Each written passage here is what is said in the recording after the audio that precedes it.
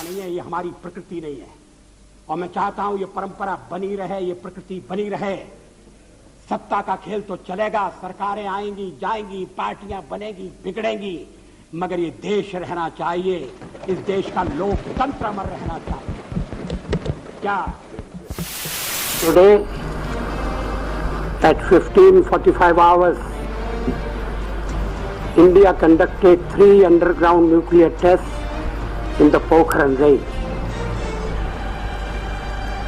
These tests conducted today were with a fission device, a low yield device and a thermonuclear device.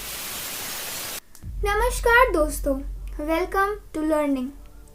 क्या हार में क्या जीत में, किंचित नहीं भयभीत में, कर्तव्य पथ पर जो भी मिला, यह भी सही वो भी सही, वरदान नहीं मांगूंगा, हो कुछ पर हार नहीं मानूंगा। ऐसे कुछ शब्द और भावनाएं थी श्रद्धेय अटल बिहारी वाजपेयी जी की।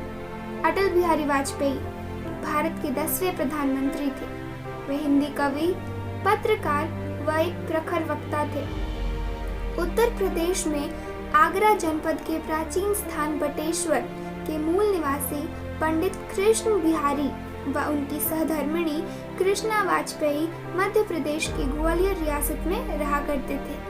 25 दिसंबर 1924 को ब्रह्म मुहूर्त में शिंदे की छावनी में कृष्ण वाजपेयी की कोख से जन्म हुआ एक ऐसे बच्चे का जिसका नाम इतिहास में आज भी सुनहरे अक्षरों से लिखा जाता है।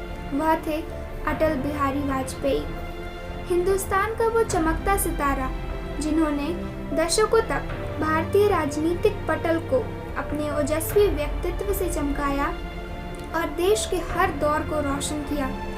अटल जी की बीए की शिक्षा ग्वालियर के विक्टोरिया कॉलेज से हुई।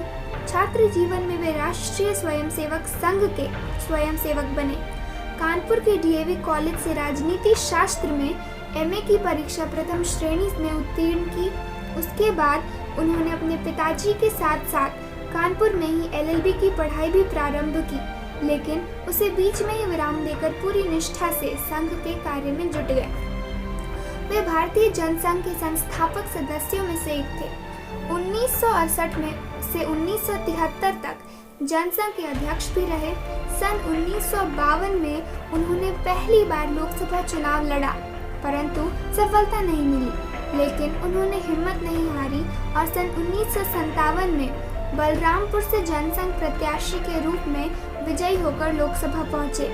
अटल जी ने वो कठिन दौर भी देखा था जब आपातकाल के दौरान समूचे विपक्ष को कारावास की अंधेरी कोठरी में ढकेल दिया गया था।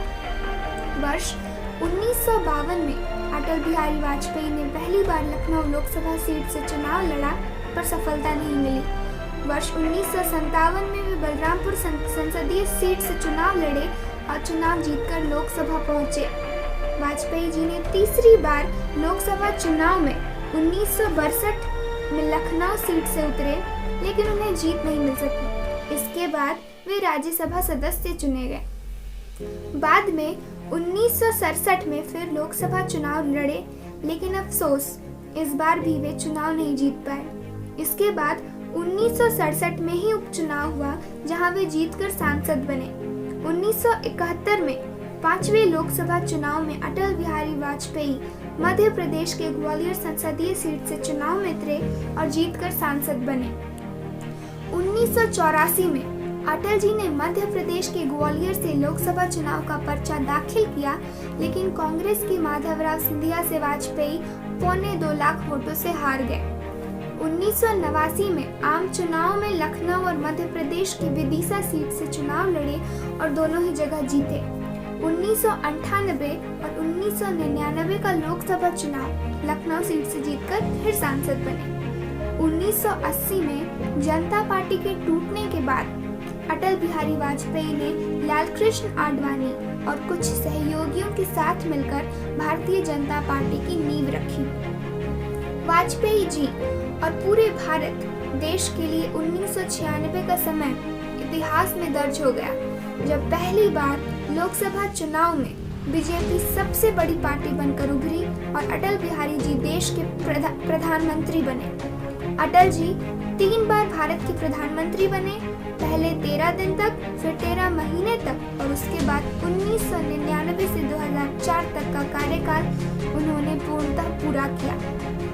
इनका कहना था, सत्ता का खेल तो चलेगा, सरकारें आएंगी जाएंगी, पार्टियां बनेंगी बिगड़ेंगी, मगर ये देश रहना चाहिए, इसका लोकतंत्र अमर रहना चाहिए। ये अटल बिहारी वाजपेयी थे जिनके एक एक अदा पर विरोधी भी वाहवाही करने से पीछे नहीं हटते थे।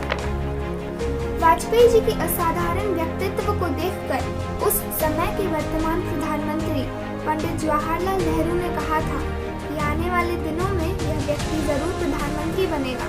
1977 में हुए लोकसभा चुनाव में जनता पार्टी की जीत हुई थी और वे मोरारजी भाई देसाई के नेतृत्व वाली सरकार में विदेश मामले में मंत्री बने। विदेश मंत्री बनने के बाद वाजपेयी पहले ऐसे नेता थे जिन्होंने संयुक्त राष्ट्र महासंघ को हिंदी भाषा में संबोधित किया था। उन्हें ऐसे ही भारतीय राजनीति का सर्वश्रेष्ठ वक्ता नहीं कहा जाता था। लाखों लोगों की भीड़ को अपने वाक कौशल से बांधना वाजपेयी से बेहतर शायद ही किसी और को आता था। हजारों लोग कड़कड़ाती सर्दी और भयंकर बारिश के बीच वाजपेयी को सुनने के लिए इकट्ठा हुआ करते थे। उनका मानना था, छोटे मन से कोई बड़ा नहीं होता और टूटे मन से कोई खड़ा नहीं होता। उनका सत्ता पर आना भारत के लिए विश्व पटल पर एक नया सूर्योदय था। उन्होंने अपने प्रधानमंत्री काल में ऐसे ऐसे कार्य किए जिससे भारत की विकास को एक विशेष गति मिली, जैसे भारत को सड़कों के माध्यम से जोड़ना, संचार क्रांति को बढ़ावा देना। भारत में संचार क्रांति का जनक भले ही कोई और है, लेकिन उसे आम लोगों तक पहुंचाने का कार्य वाजपेयी सरकार ने किया था। सर्व शिक्षा अभियान, जिसके अंतर्गत 6 से 14 साल के बच्चों को मुफ्त शिक्षा देना अनिवार्य था।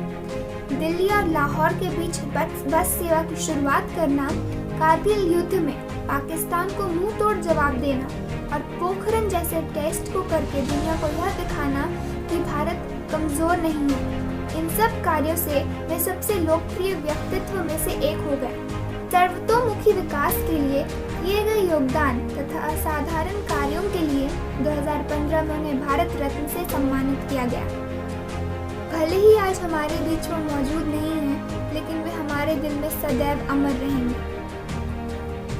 अगर आपको यह वीडियो पसंद आई तो प्लीज़ इस वीडियो को लाइक करें, कमेंट करें और ज़्यादा से ज़्यादा शेयर करें। आगे होगी अगले नए टॉपिक में आपसे मुलाकात। तब तक के लिए अपना ख्याल रखें। धन्यवाद।